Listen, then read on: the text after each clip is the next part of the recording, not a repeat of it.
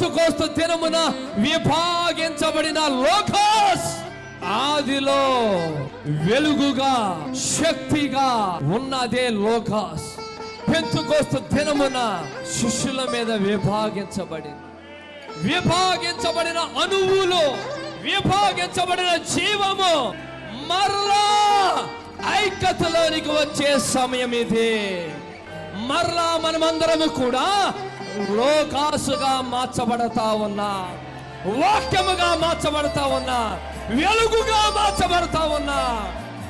అందుకే వారిని అక్కడి నుంచి ఇక్కడికి అదే లోగాస్ పుల్ చేసి, ఇక్కడున్న లోగాస్ ఇంకొకరిని పుల్ చేస్తా ఉంది, లాగుతా ఉంది.